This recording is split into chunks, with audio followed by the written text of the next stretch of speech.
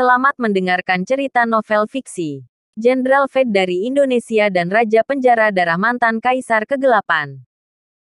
Bab 121. Cinta untuk Lintang. Melihat wajah bersemangat Liana saat ini, Andi tersenyum manis di sisinya. Inilah yang dia nantikan untuk ia lihat. Sejak awal, dia tahu bahwa Liana sangat menyukai karya Devano Lintang sehingga bisa dibilang sebagai obsesi. Itulah mengapa dia rela menghabiskan banyak uang untuk mengundang Yunita Monika kemari, pianis yang paling pandai memainkan karya Devano Lintang. Dia ingin menggunakan piano untuk mengekspresikan cintanya kepada Liana. Saat ini, tak hanya Liana, tetapi setiap pengunjung di restoran tercengang saat melihat penampilan Yunita Monika. Ya Tuhan, dia Yunita Monika. Dia di sini. Dia adalah cucu dari pianis terbaik Cina, Tetua Halim. Dia juga dikenal sebagai pianis yang paling jago memainkan karya Devano Lintang. Dia idolaku. Aku juga menyukai karya Devano Lintang. Ya Tuhan, luar biasa. Seruan dari pengunjung lainnya terus berdatangan. Penampilan Yunita Monika telah menyebabkan kegemparan di antara para pengunjung. Semua orang terkejut. Selain itu, mereka mulai bertepuk tangan untuk Andi sebagai tanda terima kasih setelah mereka mengetahui bahwa dialah yang mengundang Yunita Monika. Dapat dikatakan bahwa Andi telah menarik perhatian semua orang. Dia tampak sangat senang dengan dirinya sendiri saat ini. Di mata orang lain, dia tampak lebih tampan dan kaya sekarang. Dia sangat menikmati tatapan hormat dari semua orang.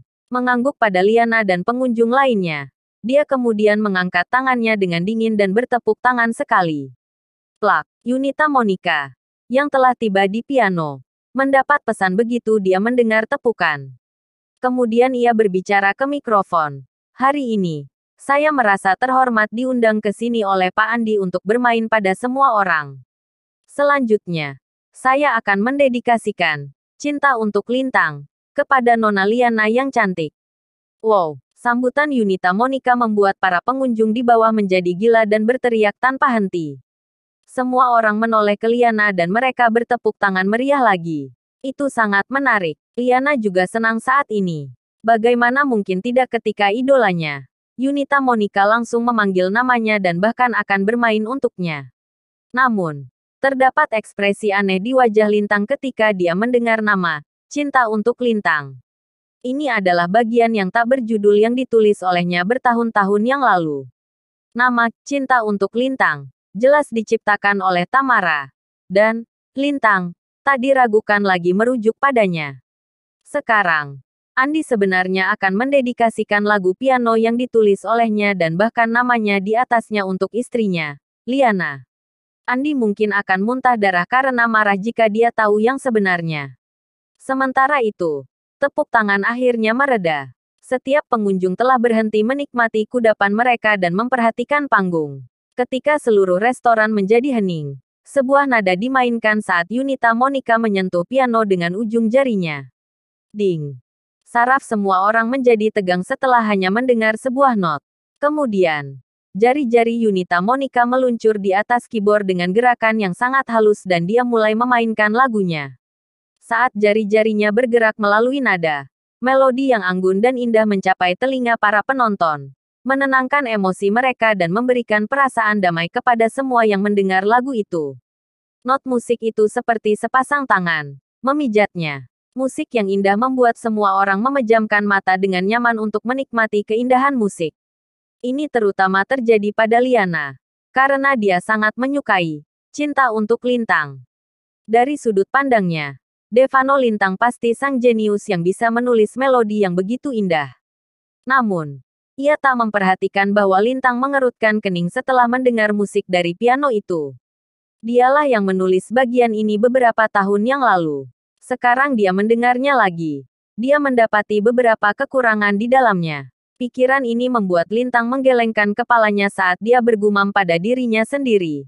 Aduh, sepertinya kemampuan musikku masih belum cukup baik saat aku menulis karya ini.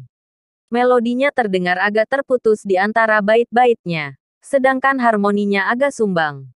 Ada sesuatu yang kurang di dalamnya. Ding! Tepat ketika Lintang mengakhiri gumamannya, musik berhenti tiba-tiba saat jari-jari Yunita Monika menghentikan gerakannya di keyboard. Semua orang membuka mata mereka saat itu dan kemudian menatap panggung dengan bingung. Mereka memperhatikan bahwa wajah cantik Yunita Monika tampak muram dan kesal. Selain itu, tatapannya yang mantap ke arah Lintang sekarang menyerupai elang. Pak, dari apa yang saya dengar barusan, Anda tampaknya tidak puas dan memiliki banyak keluhan untuk interpretasi saya tentang cinta untuk Lintang. Apa? Semua orang tercengang dan mereka semua mengalihkan pandangan mereka pada Lintang. Bahkan Liana dan yang lainnya pun terkejut. Meskipun mereka baru saja mendengar Lintang bergumam pada dirinya sendiri. Mereka tak mengerti apa yang dia katakan karena fokus mereka tertuju pada musik piano itu sendiri. Namun, wajah halus Yunita Monika berkerut marah sebelum Lintang bahkan bisa menjawab. Pendengaran saya sangat tajam setiap kali saya bermain piano. Jika itu hanya suara biasa, itu tak akan memengaruhi saya sama sekali. Tapi pria ini, Yunita Monika menatap Lintang dengan dingin saat dia melanjutkan. Suara yang Anda buat bukanlah suara atau ketidakpuasan Anda dengan keterampilan piano saya. Apa yang Anda katakan adalah rasa tidak hormat dan penghinaan terhadap karya klasik. Cinta untuk Lintang, itu sendiri. Kata-kata Yunita Monika terdengar tanpa ampun dan penuh permusuhan terhadap Lintang. Ekspresi wajah cantik Liana juga menjadi sangat suram ketika dia mengetahui bahwa gumaman Lintang barusan merupakan ketidakpuasan dan penghinaannya terhadap cinta untuk Lintang. Mata indah Liana bersinar dengan api kemarahan saat dia berkata, "Lintang, bisa-bisanya kau seperti ini. Tahukah kau bahwa cinta untuk Lintang merupakan karya ikonik bagiku dan banyak penggemar Devano Lintang lainnya. Tak masalah bagiku kalau kau tak tahu apa-apa tentang piano. Tetapi bisakah kau tak berbicara omong kosong di sini?" Liana sangat kecewa pada Lintang sekarang. Ia tak pernah terganggu kalau Lintang miskin dan tidak kompeten. Hal yang paling tak bisa ia tahan adalah fakta bahwa Lintang berpura-pura tahu segalanya dan menghina karya ikonik Devano Lintang di hadapannya, Yunita Monika, dan penggemar Devano Lintang lainnya. Dia sudah sangat keterlaluan. Namun, situasi tak terduga ini sama sekali tak membuat Andi dan Rati marah. Sebaliknya, mereka senang melihat pemandangan ini. Ini sebuah kesempatan. Ini pasti akan menjadi kesempatan besar bagi Liana untuk mulai membenci Lintang. Saat pemikiran ini muncul di benak mereka, mereka mulai mengkritik Lintang juga dengan mengatakan, "Lintang, benar-benar salahmu kali ini.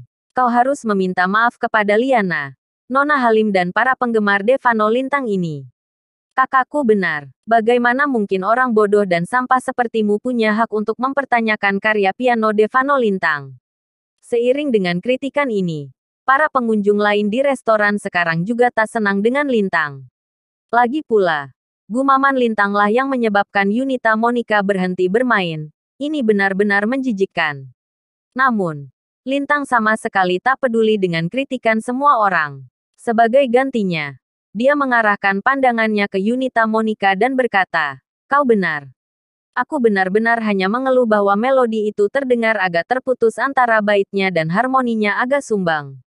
Ada juga sesuatu yang kurang di dalamnya. Ya Tuhan, dia mengakuinya." Kata-kata Lintang telah menyebabkan kegemparan di antara para pengunjung restoran lagi dan kritik itu terhadapnya semakin keras. Seolah-olah Lintang telah menjadi musuh publik semua orang sekarang. Namun, ini belum berakhir di sini. Bibir Lintang mengernyit geli saat dia melanjutkan berkata, "Oleh karena itu, aku sarankan kau memperbaiki komposisi musiknya. Pertajam FC menjadi D mayor pada irama kedua, dan ratakan BEA pada irama ketiga untuk mengubahnya menjadi E mayor.